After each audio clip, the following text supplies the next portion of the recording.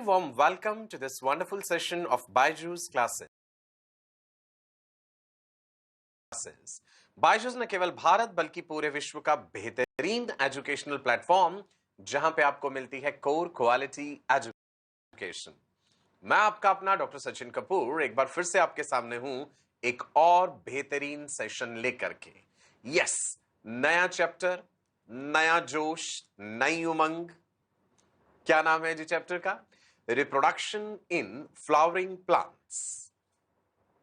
मजा आएगा, बिल्कुल बहुत इंटरेस्टिंग बातें बताने वाला हूं इसमें भी।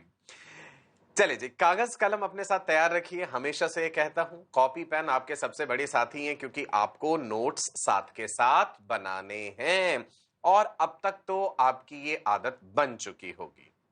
चलिए, बिना किसी देरी के, बिना किसी विलंब के, एक पॉजिटिव सोच, जील, एनर्जी, उमंग के साथ आज के सेशन का आगाज करते हैं। बढ़े जी आगे। क्या नाम है चैप्टर का? हेडिंग दे लिया खूबसूरत सा, reproduction in flowering plants. Now ये फ्लावरिंग प्लांट्स ही क्यों? Angiosperms, right? फ्लावर्स नेचर की कितनी खूबसूरत क्रिएशन, अलग अलग रंगों के, अलग अलग तरह की खुशबू। फूल हमारी जिंदगी का एक अहम हिस्सा होते हैं। जानेंगे और डिटेल में। आप सबका भी कोई ना कोई फेवरेट फ्लावर जरूर होगा। सोच के रखिए और मुझे जरूर बताइएगा कि कौन सा फ्लावर आपका फेवरेट है। मैं भी बताऊंगा आपको अपना। ठीक है जी। चलिए, याद कीजिए जब हमने क्लास 11th में क्लासिफिकेशन वाला पार्ट पढ़ा था, उस पार्ट में हमने जाना था कि जो किंगडम प्लांटे है, किंगडम प्लांटे में क्या क्या इंक्लूडेड है। एल्गे, हमने red algae, brown algae, green algae, सारी चीजें पढ़ी थी। ब्रायोफाइट्स पढ़े हमने, टेरिडोफाइट्स पढ़े, gymnosperms and then angiosperms. In the course of evolution, plant evolution जैसे हुआ है, जो सबसे हायर कैटेगरी में है, टॉप मोस्ट जो है वो है जी फ्लावरिंग प्लांट्स यानी एंजियोस्पर्म्स। तो हम ये जो पढ़ने जा रहे हैं रिप्रोडक्शन, वो फ्लावरिंग प्लांट्स की रेफरेंस में पढ़ रहे हैं हम, एंजियोस्पर्म्स में। ठीक है जी। Angion word refers to vessel and sperm is referring to seed. ठीक है। चलिए, आपको मॉर्फोलॉजी में याद होगा हमने जो एक टिपिकल प्लांट का स्ट्रक्चर पढ़ा था। रूट सिस्टम है, then there is shoot system, याद है ना? रूट में भी हमने टैप रूट पढ़ा, एडवेंटिशियस रूट्स पढ़े, वो सारी चीजें हम पढ़ चुके हैं। So first step in the formation of a flower is the formation of floral primordium. Flower क्या है एक्चुअल में? मॉडिफाइड शूट है ना? शूट में आपने नोड्स, इंटरनोड्स पढ़े हैं।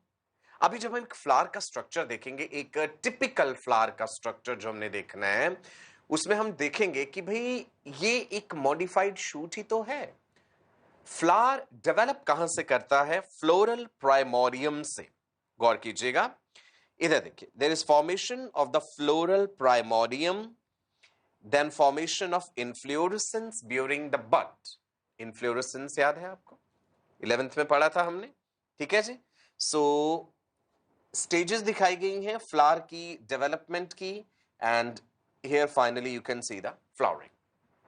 याद करके देख लीजिए, हमने क्या पढ़ा था कि मान लीजिए अगर ये हम एक शूट ड्रॉ कर रहे हैं, there are nodes and there are internodes, है ना? लीफ दिखा देते हैं यहाँ पे। तो इमेजिन कर लीजिए कि ये पूरी चीज कंप्रेस हो गई है, इस तरह से कंप्रेस होके ही आप देखेंगे कि वो कंप्लीट फ्लावर बना है। अभी जब फ्लावर का स्ट्रक्चर देखेंगे तो आपको ये चीज समझ आ जाएगी अच्छे से। पहले हम देखते हैं पार्ट्स ऑफ टिपिकल फ्लावर। अब मैंने टिपिकल क्यों कहा? क्योंकि जो हम पढ़ने जा रहे हैं, अलग अलग वर्ल्ड्स हम पढ़ेंगे। क्लास 11th में भी हमने पढ़ा था कि भाई there is calyx, there is corolla, there is androecium, there is gynoecium, है ना? हर फ्लावर में ये सारे पार्ट्स हों, ये जरूरी नहीं होता।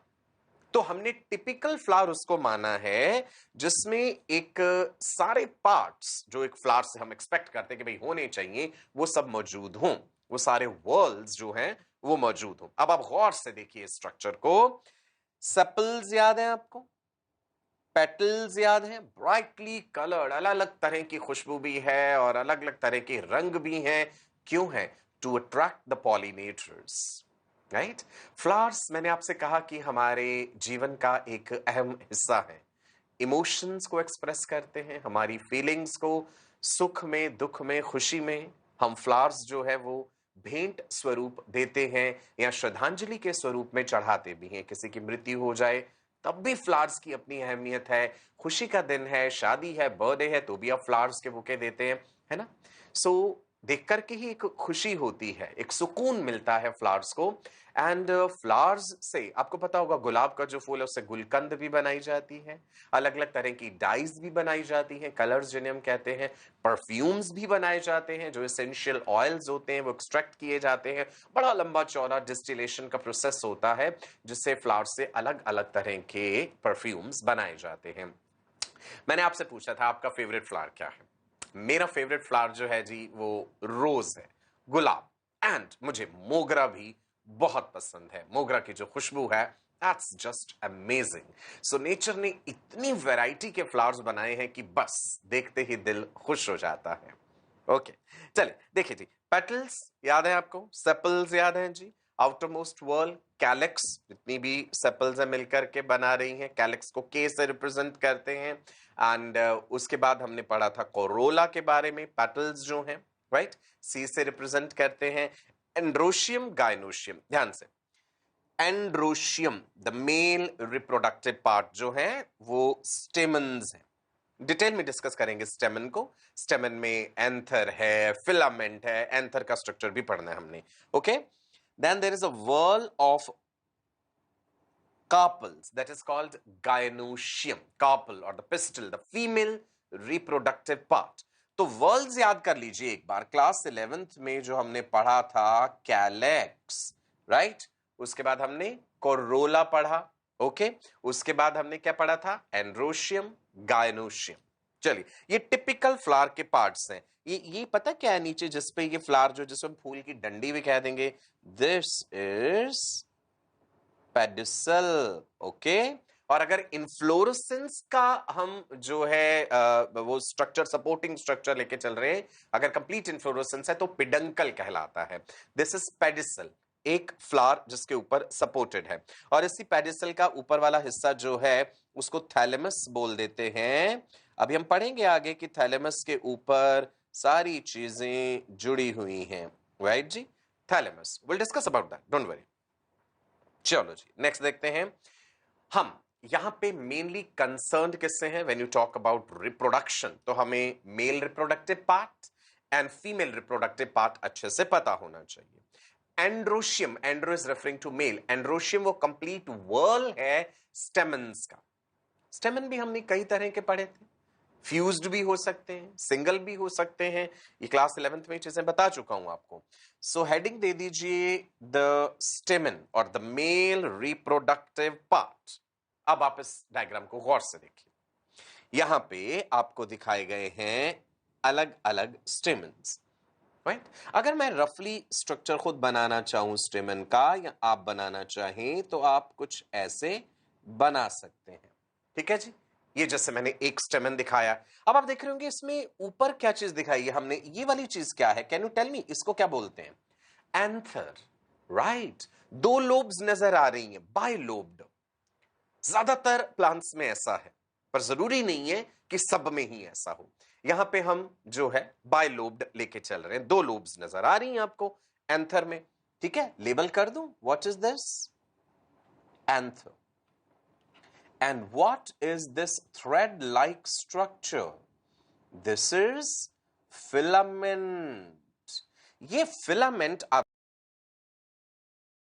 देखिए, इसका जो प्रॉक्सिमल एंड है that is attached to thalamus, या फिर पेटल से जुड़ा भी हो सकता है। थैलेमस से भी जुड़ा हो सकता है, पेटल से भी।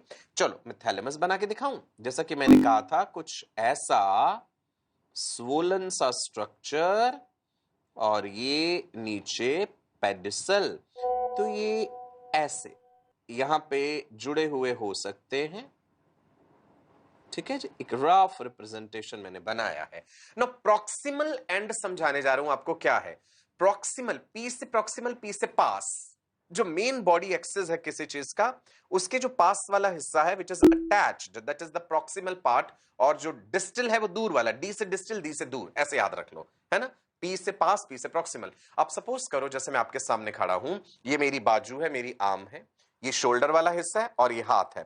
सो प्रॉक्सिमल एंड वो है जो मेन बॉडी एक्सिस से जुड़ा है, और डिस्टल एंड वो है जो फ्री है। So the attached and is the proximal and, जो मेन बॉडी एक्सिस के पास है। तो ऐसा ही जो थैलेमस के पास है that is the proximal and, और जो थैलेमस से दूर है वो एंथर वाला हिस्सा that is the distal end. तो ये प्रॉक्सिमल और डिस्टल टर्म याद रखिएगा। ह्यूमन एनाटॉमी जब हम समझाते हैं वहां भी ये यूज होते हैं, और यहां पे तो आपको बता ही रहा हूं। पी से प्रॉक्सिमल, पी से पास, किसके पास? उस मेन बॉडी लाइन के पास जहां से उसने जुड़ना है। क्लियर है जी? Proximal end is attached to what? Thalamus के साथ जुड़ा है या पेटल के साथ जुड़ा हुआ भी हो सकता है। ओके, डिस्टल एंड फ्री वाला एंड है जहां पे एंथर है। अब आप इसे फिर से गौर से देख लीजिए, आपको स्टेमेन्स नजर आ रहे हैं, एंथर नजर आ रहा है, फिलामेंट नजर आ रही है, राइट? ये लो, एक स्टेमन हमने निकाल के एनलार्ज्ड व्यू में आपको दिखा दिया। So this is the structure of the stamen, right? जिसमें you can see two things, anther आप ड्रॉ भी करेंगे साथ साथ, and you can see the filament, right? अब हम इस एंथर को ऐसे सेक्शनल व्यू में काट के दिखाएंगे। जैसे मैंने इसका सेक्शन काटा तो आपको क्या नजर आएगा? अब मैंने कहा कि ये बाइलोब्ड है, तो दो लोब्स तो नजर आएंगी। वो लोब्स का स्ट्रक्चर कैसा है वो भी अभी हम देखते हैं। सो नेक्स्ट स्लाइड में देखिएगा जी गौर से। ये हमने एक चाकू दिखा दिया ना, स्कैलेपल दिखा दिया, सर्जिकल ब्लेड दिखा दी, इससे हम इसको काटने जा रहे हैं, राइट? नाउ ये देखिए मैंने उससे काट दिया, ऊपर से कट कर दिया। ऐसे कट करने पे आप देखेंगे कि उसके अंदर चार गोले गोले नजर आ रहे हैं। अब आप कहेंगे आप बाइलोब्ड कह रहे थे, तो ये तो चार नजर आ रहे हैं अंदर। वेट वेट, ये लोब के भी अंदर का स्ट्रक्चर है। तो लोब कहां है यहां पे? पहले तो देखते हैं कि ये पूरी चीज क्या है। This is anther, this is filament, okay, this is the line of dehiscence. Dehiscence से मतलब क्या है कि भाई किस प्रकार से, किस प्रक्रिया से ये पॉलन ग्रेन्स जो इसके अंदर बनेंगे अभी वो रिलीज होंगे। अब आप गौर से देखिए, सपोज कीजिए कि ये एक लोब है एंथर का, ये दूसरा लोब है। मैंने कहा ना ये दोनों लोब्स ऐसे जुड़े हैं, तो जहां पे आपको मेरे ये नेल्स नजर आ रहे हैं ना इस तरह से, ये एक डिप्रेशन सा नजर आ रहा है, this is the line of dehiscence, right? एक 3D वे में समझने की कोशिश कीजिए। This is the line of dehiscence, जहां से रप्चर होगा और अंदर से पॉलन ग्रेन्स निकल जाएंगी, राइट? क्लियर है जी? ठीक है, चलो अब मैं लोब समझाता हूं इसमें, और लोब के अंदर आपको थीका समझाता हूं। इधर देखिए, उसी स्ट्रक्चर का अब हमने टॉप व्यू देखा, ऐसे ऊपर से टॉप से देख रहे हैं हम उसे, वो जो कट व्यू हमने दिखाया एंथर का। फिर से दिखाऊं पीछे, इधर देखिए, ये था एंथर, ऐसे कट करा। तो अगला डायग्राम, जो नेक्स्ट डायग्राम आप देख रहे हैं ना, वो यहां से आप टॉप व्यू देख पा रहे हैं इस चीज का। देखिए जी, गौर कीजिए, इधर देखो, राइट? सो अब दो लोब्स कहां हैं? बाइलोब्ड। अब आप इस पूरे डायग्राम को हमने डॉटेड लाइंस में डाल दिया। बीच में दोनों लोब्स जो हैं वो कनेक्टेड हैं by sterile tissue, that because that is not taking part in reproduction. The two lobes are connected by sterile tissue that is called connective. बीच में ये जो लाइन सी दिखाई गई है ना, ये यहां पे वो कनेक्टिव प्रेजेंट है। ये है जी एक लोब। बाय लोब हमने क्यों कहा? क्योंकि ये वाली पूरी चीज, ये जो आपको दिख रहा है, इधर का एक लोब ये है और एक लोब ये है। अगर मैं रफली इसे यहां बना के दिखाऊं तो सपोज कीजिए ये एक लोब है, ये ऐसे करके ये दूसरा लोब, ये कुछ ऐसा हो जाएगा। तो ये कंप्लीट एक लोब है और ये इधर वाला दूसरा लोब है। एक लोब के बीच में ये दो ऐसी कैविटी जैसी चीज नजर आ रही है, ये अभी हम आगे पढ़ेंगे माइक्रोस्पोरेंजियम क्या है। इसके बीच में जो कैविटी सी नजर आ रही है ना, अगर लेंथवाइज देखें तो पूरे गड्ढे जैसी चीज एक नजर आएगी हमें, राइट? वो फिल्ड होगी टिश्यू से, वो भी हम देखेंगे, स्पोरोजेनस टिश्यू है इसमें। सो ये जो गोल गोल सर्कल से हमने बना दिए हैं ना इसके अंदर, ये वाली चीज थीका कहलाती है। थीका, तो एक लोब में दो थीका है, इसलिए हम टर्म यूज करते हैं डायथीकस। डायथीकस, राइट? चलो अगली स्लाइड पे बढ़ते हैं। इधर देखो, डायथीकस टर्म क्यों यूज करा है? Each lobe is having how many theca? 2 theca. ये जो सैक जैसे स्ट्रक्चर, थीका, थैली जैसी चीज जो अंदर नजर आ रही है, दैट इज द थीका। सो एक आपको ये नजर आ रहा है, एक हमें ये नजर आया, तो ये एक लोब के अंदर 2 थीका। दूसरी तरफ देखिए, इधर भी एक थीका और इधर भी एक थीका, तो ये हो गया डायथीकर्स, राइट? नाउ ये क्या है जो गोले गोले नजर आ रहे हैं? As I told you, these are microsporangia और द पॉलन सैक। इसके अंदर माइक्रोस्पोरोजेनेसिस होगा, पॉलन ग्रेन्स बनेंगे। वो पूरी प्रक्रिया अभी हम जानेंगे, राइट जी? माइक्रोस्पोरेंजिया और the pollen sac. Now let's discuss the structure of microsporangium. अभी तक हम क्या पढ़ चुके? हमारा चैप्टर है जी reproduction in flowering plants. Kingdom Plantae में एल्गे हमने पढ़ा था। उसके अलावा हमने bryophytes, pteridophytes, gymnosperms and then angiosperms. तो angiosperms flowering plants. Flowering plants में हमने पढ़ना है सेक्सुअल रिप्रोडक्शन। स्पेसिफाई की रहा ए सेक्सुअल नहीं, बिकॉज ए सेक्सुअल रिप्रोडक्शन वो जो vegetative propagation and all that था, वो हम पहले चैप्टर में ही कवर कर चुके हैं, जहां पे हमने रिप्रोडक्शन इन ऑर्गेनिजम्स पढ़ा था। तो यहां पे हम sexual reproduction in flowering plants पढ़ने जा रहे हैं।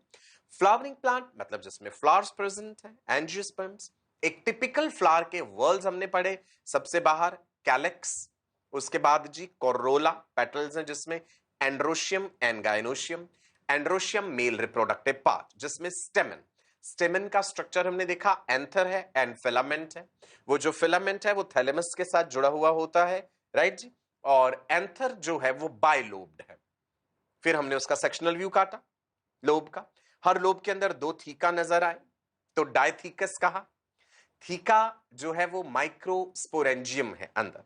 उसमें कैसे हो रही है प्रक्रिया पॉलन ग्रेन्स पढ़ने की, वही हमने पढ़ना है जी डिटेल में। So structure of microsporangium, spelling गलत नहीं करेंगे, स्पेलिंग लिख लीजिएगा ध्यान से, मिस्टेक्स नहीं करनी।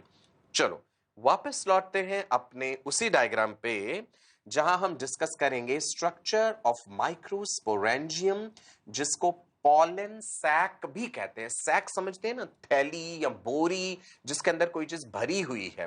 तो इसी के अंदर स्पोरोजीनस टिश्यू है, जहां से कि पॉलन ग्रेन्स बनेंगे। तो हम इस सैक जैसी चीज का स्ट्रक्चर पढ़ने जा रहे हैं, गौर कीजिएगा।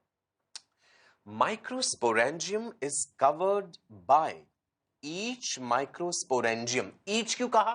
टोटल हमें 4 नजर आ रहे हैं यहां पे। डायथीकस है ना, हर लोब में 2। Each microsporangium is covered by a wall containing 4 distinct layers. 4 अलग अलग लेयर्स हैं, उनके नाम अभी हम देखेंगे। सबसे बाहर भाई एपिडर्मिस है, उसके बाद उसके नीचे लेयर है एंडोथीसियम है, उसके नीचे मिडिल लेयर्स है, उसके नीचे टेपेटम है। चारों लेयर्स हम डिस्कस करेंगे, ठीक है जी? तो ये जैसे ये जो सर्कल बना के आपको दिखाया है ना, तो वॉल को अब हम अगले डायग्राम में जूम करके आपको दिखाएंगे कि क्या क्या लेयर्स हैं। तो हमने एक छोटा हिस्सा ले लिया, उसमें अलग अलग हमने बिल्कुल सेलुलर लेवल पे हिस्टोलॉजी आपको दिखा दी है उसकी।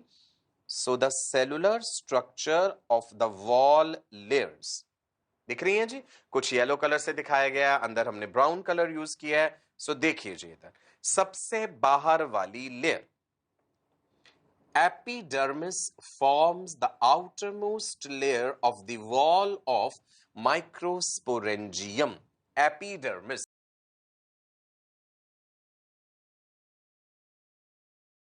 सबसे बाहर वाली। एपिडर्मिस के लिए ना कुछ बातें याद रखिएगा कि आउटर मोस्ट है, प्रोटेक्टिव है, सिंगल सेल की लेयर है, सिंगल सेल लेयर है, प्रोटेक्टिव है, और पेरेनकाइमेटस सेल्स हैं इसमें। मैं बता दूं क्या क्या याद रखना।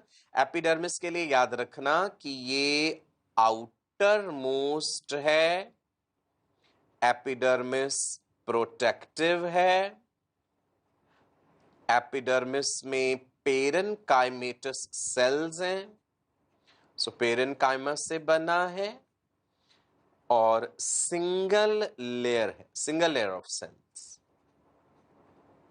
Single celled layer, right? 4 बातें याद हो गई, ठीक है जी? ये एपिडर्मिस है। ओके, आगे देखते हैं। नेक्स्ट इज एंडोथीसियम, एपिडर्मिस के नीचे। Endothecium forms the second layer inner to the epidermis. Radially arranged cells होते हैं, एंडोथीसियम बोलते हैं, राइट? सेकेंड लेयर हो गया। उसके बाद मिडिल लेयर, मिडिल लेयर 2 या 3 लेयर ऑफ सेल्स हो सकती हैं, सो आप देखेंगे मिडिल लेयर्स भी लिखा होता है। The middle layer forms the third layer inner to the endothecium, right? Here you can see the middle layer. उसके बाद उसके नीचे क्या है? उसके नीचे अभी हम आगे देखते हैं, राइट? उससे पहले देख लीजिए कि ये तीनों layers, epidermis, endothecium, middle layer, एक तरह से प्रोटेक्टिव रोल प्ले कर रहे हैं, राइट? नेक्स्ट लेयर देखते हैं जी, कौन सी है? Tapetum. This is important, let me right here, this is important. Microsporangium wall का स्ट्रक्चर हम पढ़ रहे हैं। सबसे बाहर एपिडर्मिस, फिर एंडोथीसियम, उसके नीचे मिडिल लेयर, उसके नीचे tapetum. Tapetum is forming the inner most layer of the wall of microsporangium. Sporangium जब लिख दिया मतलब सिंगुलर, इनर मोस्ट लेयर। क्या करता है? टेपिटम के फंक्शंस क्या है? Nourishment of the pollen grains, ये नरिशमेंट के लिए है। एफिमेरल सेल्स हैं, शॉर्ट लिव्ड सेल्स हैं, ये नरिशमेंट दे देते हैं डेवलपिंग पॉलन ग्रेन्स को। Cells of tapetum have dense cytoplasm, they are multinucleated. Important, tapetum के सेल्स में डेंस साइटोप्लाज्म, टेपिटम के सेल्स मल्टीन्यूक्लिएटेड हैं, ये नरिशमेंट देते हैं डेवलपिंग पोलन ग्रेन्स को। याद रखनी है ये बातें, ठीक है जी? टेपिटम से और डीपली अंदर जाएं तो और क्या है? जो चीज यहां पे मस्टर्ड से कलर से दिखाई गई है, that is the sporogenous tissue. इसी स्पोरोजीनस टिश्यू में हम देखेंगे कि क्या प्रोसेस होती है, माइक्रोस्पोरोजेनेसिस, जिससे कि बनते हैं पॉलन ग्रेन्स, ठीक है जी? So tapetum encloses sporogenous tissue, spores generate करने वाला tissue, which has the diploid cells। इसमें diploid cells हैं जहां पे meiosis होगा to produce the haploid pollen, जिससे कि pollen grains बनेंगे जो कि haploid है। आप जानते हैं गैमेट्स बनते समय गैमेटोजेनेसिस यानी जब हो रहा है तो मियोसिस होता है, रिडक्शनल डिवीजन। एक डिप्लॉयड सेल जो है उसमें रिडक्शनल डिवीजन होगा, तभी तो क्रोमोसोम नंबर हाफ होगा, ताकि जब फर्टिलाइजेशन हो, जाइगोट बने, तो फिर से क्रोमोसोम नंबर रिस्टोर हो जाए। यही तो सिग्निफिकेंस है फर्टिलाइजेशन का, it restores the normal diploid number of chromosomes. Let me again come back. Microsporangium का वॉल हम डिस्कस कर रहे हैं। सबसे बाहर epidermis layer, outermost protective layer, parenchymatous single cell, उसके न्यूचे एंडोथीसियम, उसके नीचे मिडिल लेयर, उसके नीचे टेपिटम। टेपिटम के सेल्स में डेंस साइटोप्लाज्म है, मल्टी न्यूक्लिएटेड है, न्यूट्रिशन देते हैं, और वो टेपिटम एनक्लोज कर रहा है एक खास तरह का tissue, that is called sporogenous tissue. ये जो आपको मस्टर्ड कलर से नजर आया, स्पोरोजीनस टिश्यू में सेल्स हैं, डिप्लॉयड सेल्स हैं, जिनमें मियोसिस होगा और हैप्लॉयड पोलन बनेंगे। वो प्रक्रिया हम देखेंगे अभी डिटेल में, ठीक है? और उसी प्रोसेस को क्या बोलते हैं? माइक्रोस्पोरोजेनेसिस। लिख लीजिए, जैसे हमने ह्यूमन रिप्रोडक्शन में स्पर्मेटोजेनेसिस पढ़ना है, यहां पे माइक्रोस्पोरोजेनेसिस मतलब माइक्रोस्पोर्स बनने की प्रक्रिया, माइक्रोस्पोरोजेनेसिस। इंटरेस्टिंग है, मजा आएगा आपको। Now what is this microsporogenesis? It is formation of microspores from the sporogenous tissue. Which layer is surrounding the sporogenous tissue? Tapetum. याद रहेगा ना? Now, माइक्रोस्पोरेंजिया जिसे पॉलन सैक भी कहते हैं, उसने एनक्लोज करा हुआ है ये स्पोरोजीनस टिश्यू। चलो एक बार इस पूरी चीज का स्ट्रक्चर दोबारा से देखते हैं। ये रहा जी टेपिटम। टेपिटम के सेल्स में डेंस साइटोप्लाज्म, मल्टीन्यूक्लिएटेड, न्यूट्रिशन देंगे, सराउंड कर रहे हैं उस स्पोरोजीनस टिश्यू को।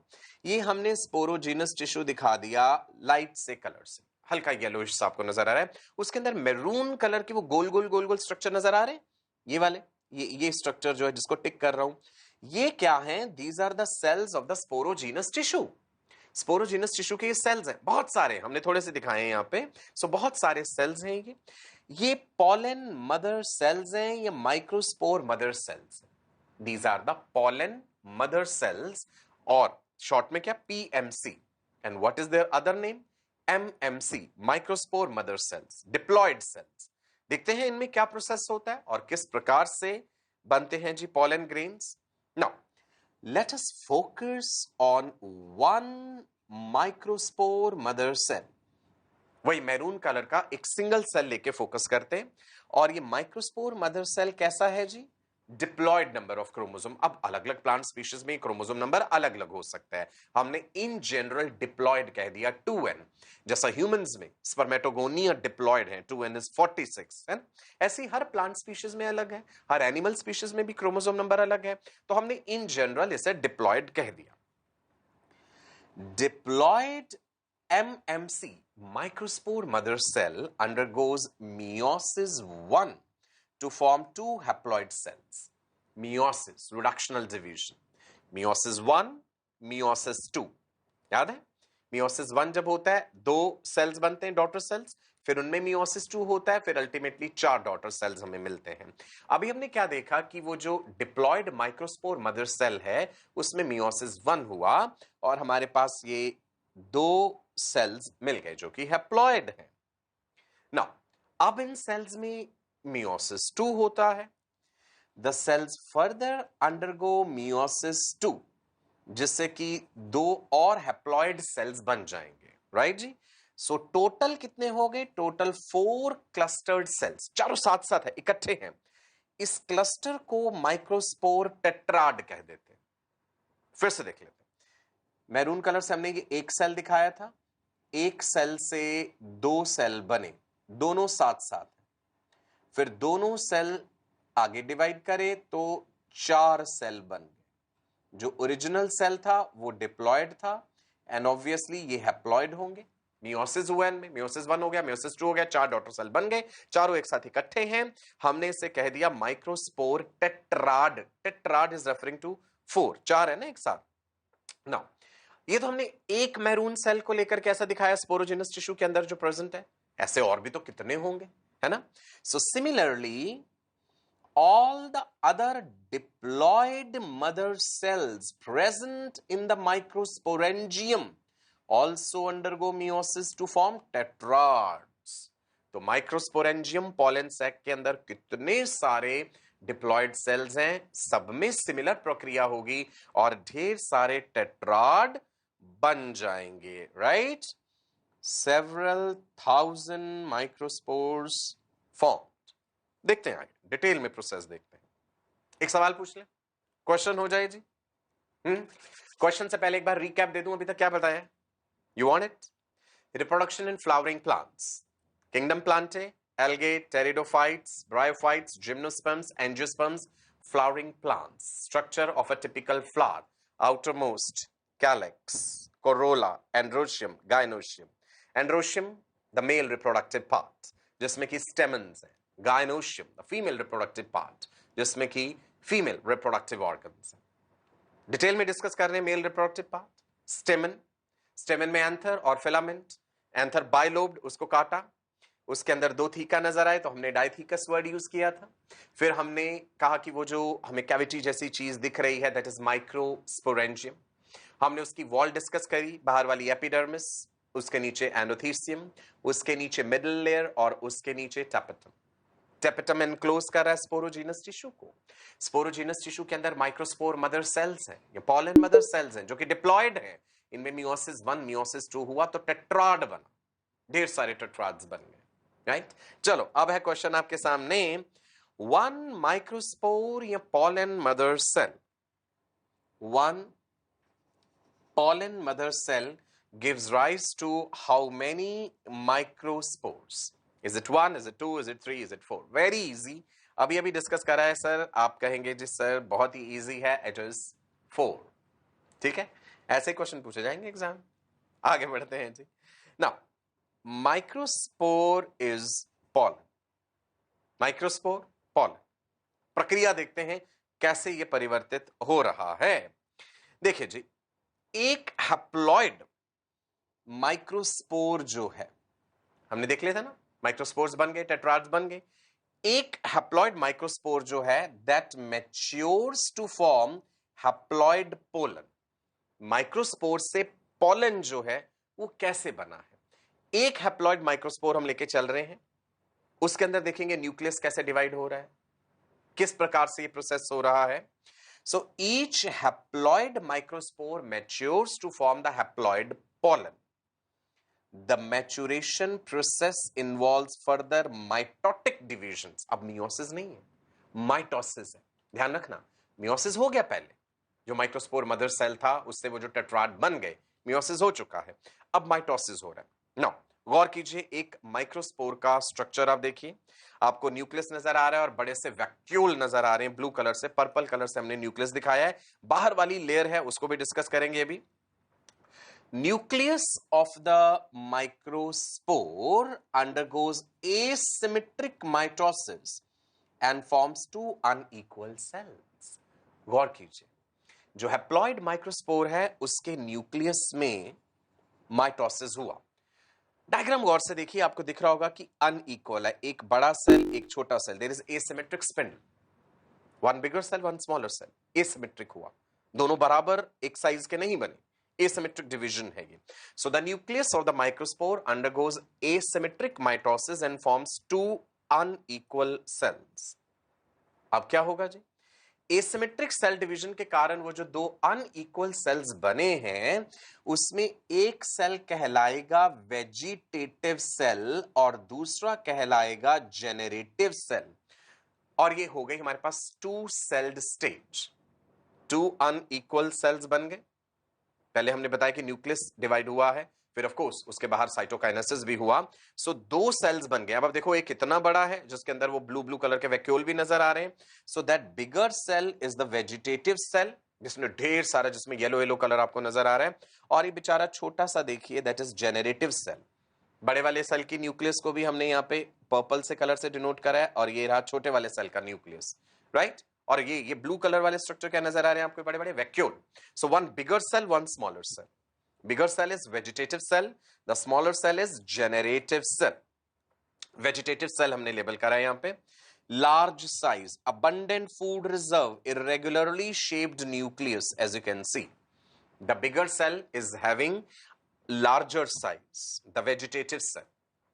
Nucleus is irregular, abundant food reserve, nutrient material इसके पास ज्यादा है। ये है जी हमारा vegetative cell, right.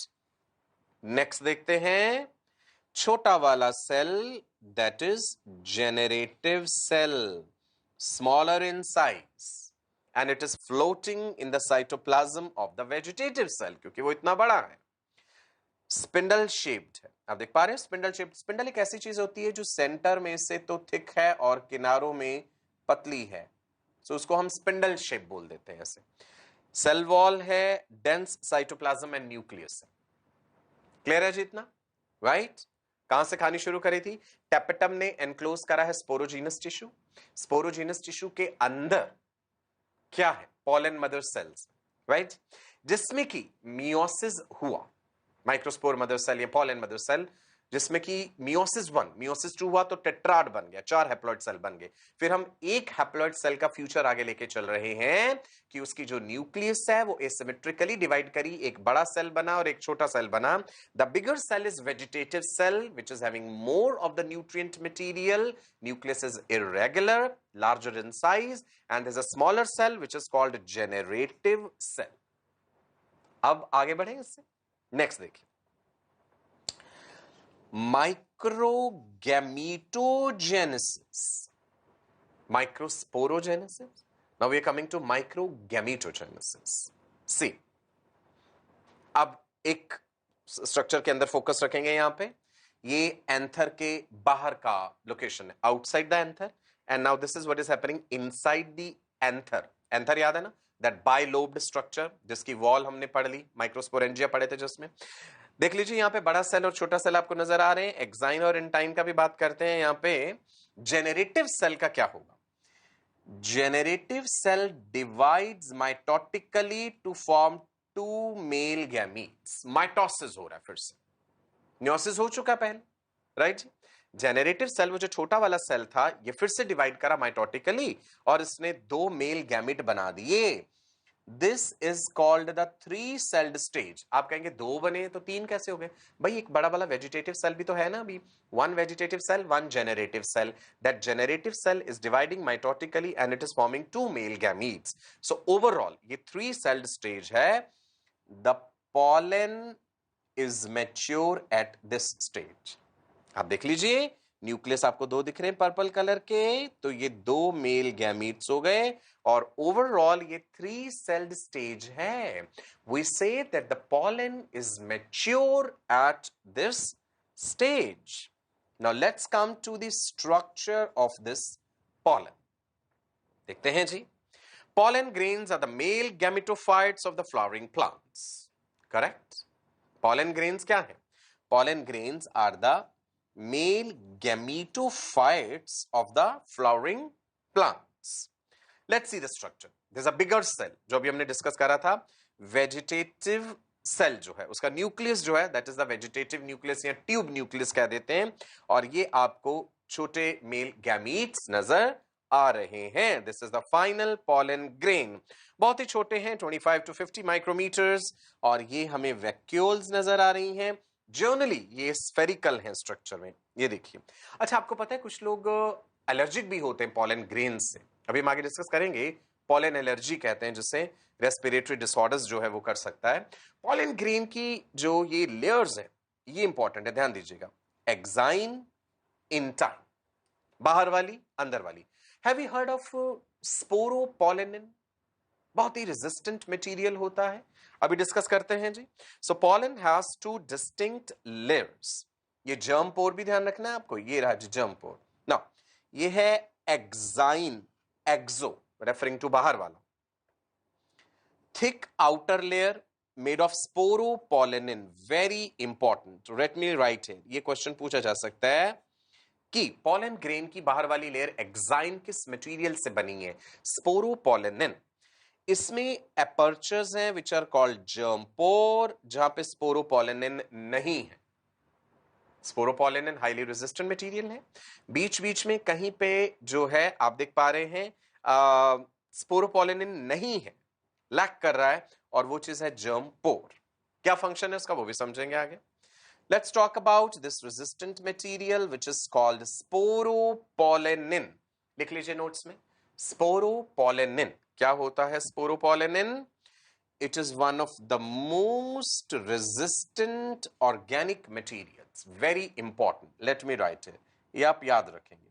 Pollen grains के फॉसिल्स भी मिलते हैं हमें, पैलियानो फॉसिल्स कहते हैं उन्हें, और जहां कभी हमें खुदाई में पैलियानो फॉसिल्स मिले वो इंडिकेट करता है कि वहां पेट्रोलियम डिपॉजिट्स हो सकते हैं।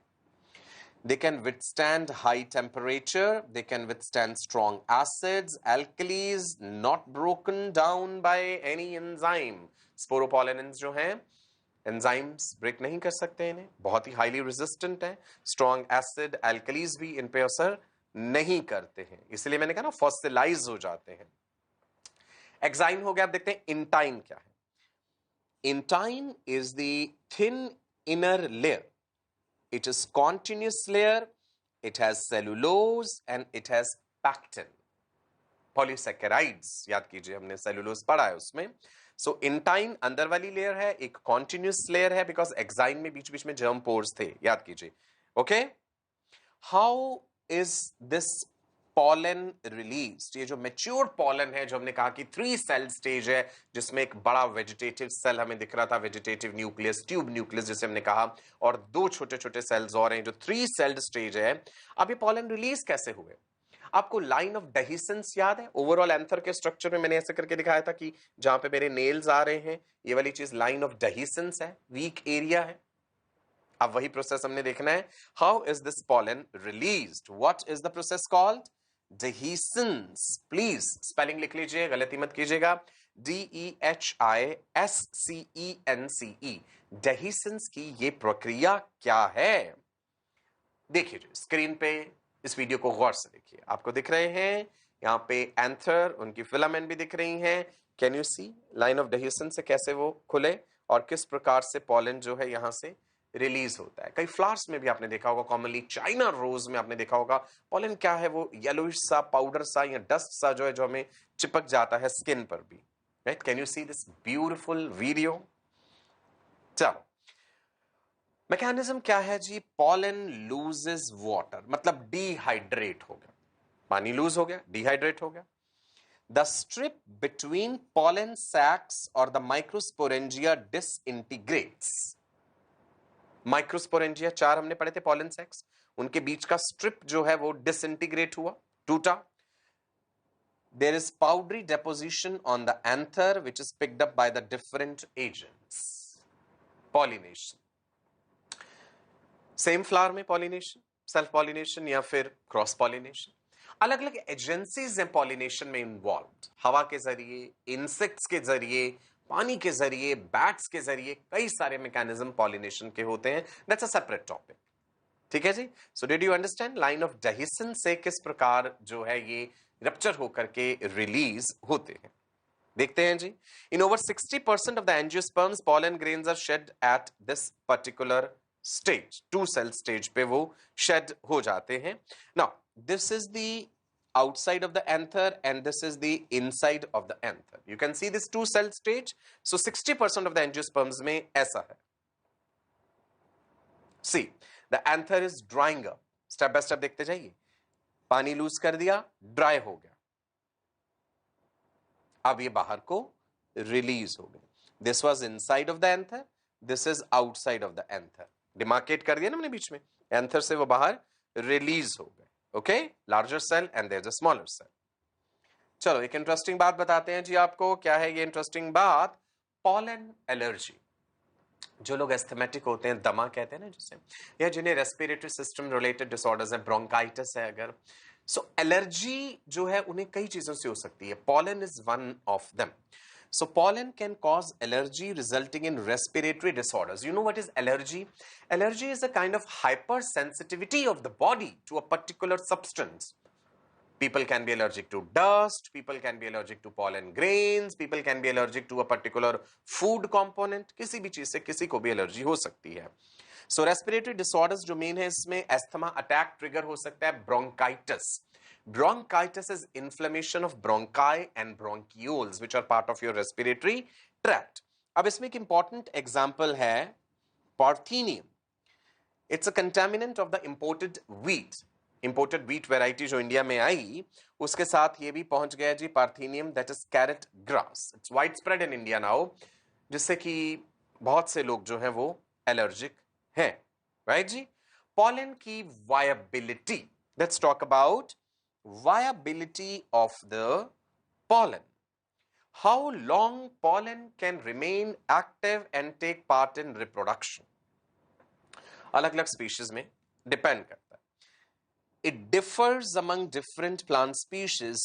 राइस एंड व्हीट में केवल 30 मिनट, शॉर्ट ड्यूरेशन है। Members of Rosaceae, Leguminosae and Solanaceae family में कुछ महीनों तक रह सकते हैं।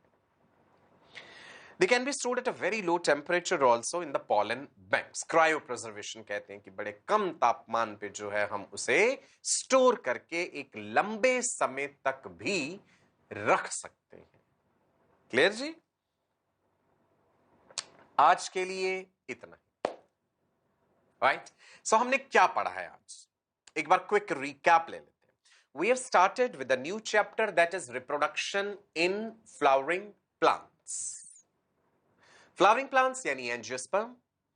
एक एंजियोस्पर्म का हमने टिपिकल फ्लावर का स्ट्रक्चर देखा। Flower is a modified shoot, बार बार मैंने बात कही है आपको। फ्लावर जिसके ऊपर पोजीशनड है, जो स्ट्रक्चर सपोर्ट कर रहा है उसे, दैट इज पेडिसल। पेडिसल का ऊपर वाला सोलन एंड हमने देखा थैलेमस। थैलेमस के ऊपर ही कैलिक्स जुड़ा है भाई, सेपल्स जुड़ी हैं सारी, कोरोला है यानी पेटल्स हैं, मेल रिप्रोडक्टिव वर्ल यानी एंड्रोशियम जिसमें की स्टेमन्स हैं, फीमेल रिप्रोडक्टिव वर्ल्ड जो है दैट इज गाइनोशियम प्रेजेंट है, जिसमें हम स्टिग्मा, स्टाइल, ओवरी ये आने वाले सेशंस में पढ़ेंगे। हमने मेल रिप्रोडक्टिव पार्ट यानी स्टेमन का डिटेल्ड स्ट्रक्चर देखा जिसमें एंथर है एंड फिलामेंट है। फिलामेंट थैलेमस के साथ जुड़ी है, एंथर बाइलोब्ड है। दो लोब के अंदर जब हमने क्रॉस सेक्शन काटा, हमें नजर आए दो थीका, हर लोब में दो थीका, तो हमने डायथीकस कहा। That theca is actually what? Microsporangium जो है उसकी वॉल डिस्कस करी। आउटर मोस्ट इपिडर्मिस, इपिडर्मिस के फीचर्स मैंने आपको बताए, प्रोटेक्टिव है, पेरेनकाइमेटस है, आउटर मोस्ट है, सिंगल सेल लेयर है, उसके नीचे एंडोथीसियम, एंडोथीसियम के नीचे मिडल लेयर्स, उसके नीचे टेपेटम, टेपेटम के सेल्स न्यूट्रिटिव हैं, टेपेटम के सेल्स में डेंस साइटोप्लाज्म है, टेपेटम एनक्लोज कर रहा है स्पोरोजीनस टिश्यू, स्पोरोजीनस टिश्यू जिसमें कि माइक्रोस्पोर्स बनेंगे, राइट? माइक्रोस्पोर से पॉलन बनने की प्रोसेस भी हमने देखी। मियोसिस कहां पे हुआ है, माइटोसिस कहां पे हुआ है, एक पॉलन ग्रेन का स्ट्रक्चर कैसा है, एक्साइन क्या है, इंटाइन क्या है, स्पोरोपोलेनिन, ये सारी चीजें आज हमने जानी। कुछ कुछ बातें आपको पहले से पता थी, कुछ कुछ बातें आपके लिए नई भी थी, नोट्स आपने बनाए होंगे, साथ साथ मैंने रिवाइज भी करा दिया बीच में, बाकी आप रिवाइज घर जाके भी करेंगे, घर बैठ के करेंगे, आई मीन टू से, है ना? सो आज के लिए हम इतना ही रखते हैं। डेली प्रैक्टिस पेपर्स प्रैक्टिस करते रहिए, मेंटर्स के कांस्टेंट टच में रहिए, अपने नोट्स को पढ़ते रहिए, रेगुलरिटी बना के रखिए। किसी भी चीज में सक्सेसफुल होने के लिए रेगुलरिटी एंड ट्रस्ट दोनों चाहिए होता है, राइट जी? चलिए, नमस्कार, bye bye, God bless you all, wish you all a very bright and prosperous future.